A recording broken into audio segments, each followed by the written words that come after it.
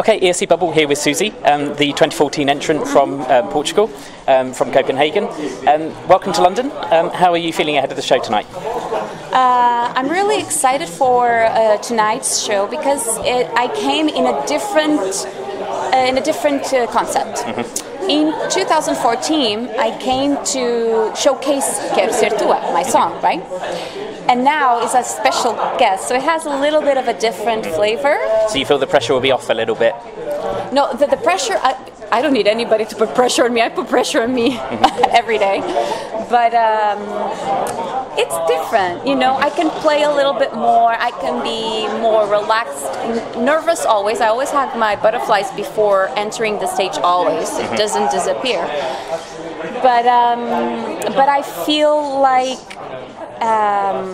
I can play a little bit more, you know what I mean? Yeah. I mean, your song's always been a really big favourite with all of the fans, and it always goes down well, and I think it's one that we'll be hearing at events like this for years to come. Hopefully, why not? So, be an iconic song. Absolutely. And I know that the fans were certainly disappointed back in 2014. Yes. You missed out on the final by just a single point. Yeah. I mean, how did that feel at the time? I mean, to be honest, I didn't feel sad because I never saw Eurovision as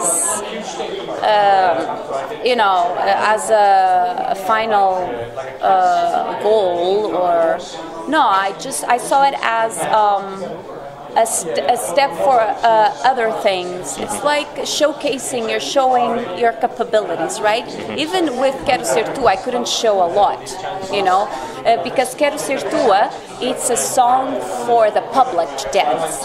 It's not for singers. It's not for you to show your vocal capabilities and range. But it worked. The public really enjoyed it. My problem was the jury. Because the televoting, I stayed in 5th or 6th place, if I'm not mistaken. 5th, yep, I think it was 5th, right? But the problem was the jury. So you know that, unfortunately, you have some sort of politics in the jury side of it, not as much as public. And I had a lot of Eastern European countries in my final. I had 3 countries that don't have televoting, which it's a big loss for me because I know that I would gain points from the televoting.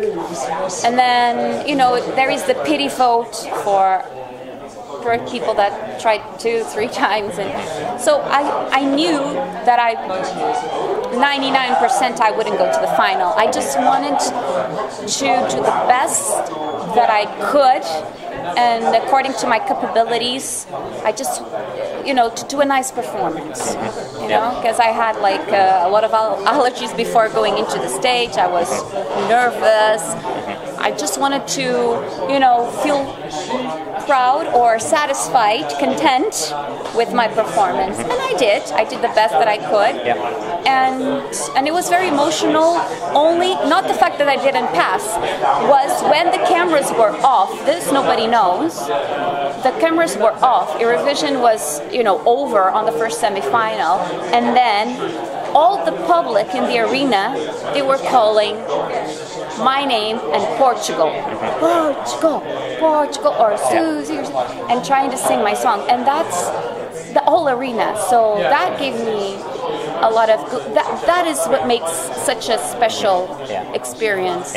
So when that 10th country is announced, and everyone's shouting Portugal, Portugal, and it isn't Portugal.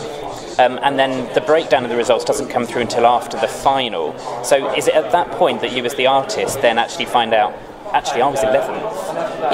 And so do you have that period of like not quite knowing where in the not top 10 you finished? Oh, at the moment, to be honest, at the moment that we know for sure that we are not going to go to the final, it doesn't matter. At the end, it doesn't matter because you're not going anyway. Well, winding forward a couple of years, we had Salvador last year, and Eurovision is obviously a big thing in Portugal, competed for so many times but not winning. So now we are going to Portugal for Eurovision for the first time. What sort of atmosphere can we expect? Is it going to be a big party from the Portuguese people? I think it's going to be a big party for the Eurovision fans, for the Eurovision followers that are visiting for the first time, even second, third, fourth time. They're visiting Lisbon. It's a city that you will fall in love for sure, for so many reasons. Gastronomy, the wine, guys, the wine. You have to try the green wine. It's the only wine in the world. Green wine? Green wine. Okay. You have to drink it cold. And then it's a very picturesque city with a lot of character. But above all, besides the sceneries and the hills and the castle and the river and the ocean, the people. Mm-hmm. People are very welcoming, they know how to speak English, and it's a very affordable city. Mm-hmm. So, of all of the things that you could recommend, what is the one thing that you would recommend to the visitors of Lisbon, apart from the Eurovision itself, to go and see and do? Yeah, you have so much to see. 1 week is not enough, because you only know the city if you walk in the city. I advise women tennis shoes and flats. Forget about high heels and stilettos and being all glam. In Portugal, we are very simple, okay? And you will know, and you will give me reason when you walk in Lisbon. A lot of cobbles, yeah, cobblestones, and a lot of hills. So tennis shoes. So you only know the city walking, okay? Just walk. But I would recommend one of the few neighbors that were not destroyed by the tsunami that consequently provoked a fire. It's called Alfama. Okay, Alfama. You need to go. Okay, walk there. It's beautiful. Little restaurants. You will hear fado on the streets. And you are just little, like with a lot of character. You will love it. It was not destroyed, so it's completely how it was, hundreds of years ago. Yeah. And then this year, the home song will be Claudia. Yeah.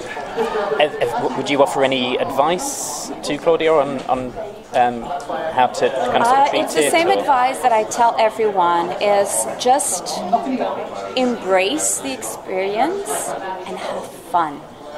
And everything that you do the best of your capability. Mm-hmm. So that when you finish your performance, you feel, okay, I did my job, mm-hmm. I honored my country, and this is a unique experience. Mm-hmm. So just embrace it, have fun, and talk with the followers and the fans, because you will learn a lot from them, and you will receive so much energy and from them, because like I said, the experiences are about people, and this is why I don't want to be ever a part of the Eurovision family. I embrace it.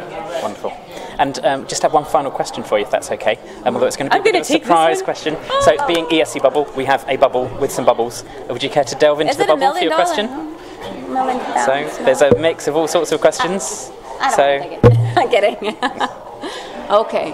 Dun, dun, dun, dun. This is so much fun. In my year, they didn't have this stuff.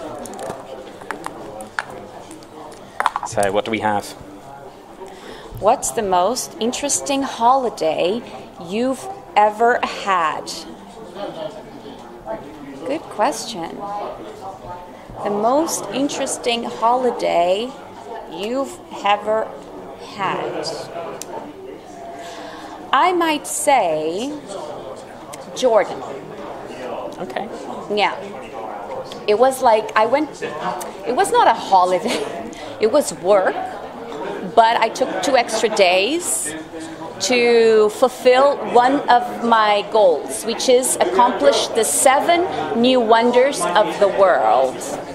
And you have Petra as one of them. Yeah. So I fulfilled one of the goals. But I also love Chichen Itza and Riviera Maya. This is very difficult. So I love holidays. Who doesn't? Yeah. Okay, I did mine. Yeah, wonderful. So thank you very much for your time. We're really looking forward to hearing you perform again tonight. Absolutely. And reliving that moment from 2014. And I hope you have a fantastic time here in London. Thank you, and thank you so much for supporting the artists, which is very important. That makes us continue to do, or try to do, the best that we love, which is performing, singing, playing an instrument, whatever, living from the arts by itself is very difficult. So we appreciate your support and follow ESCBubble.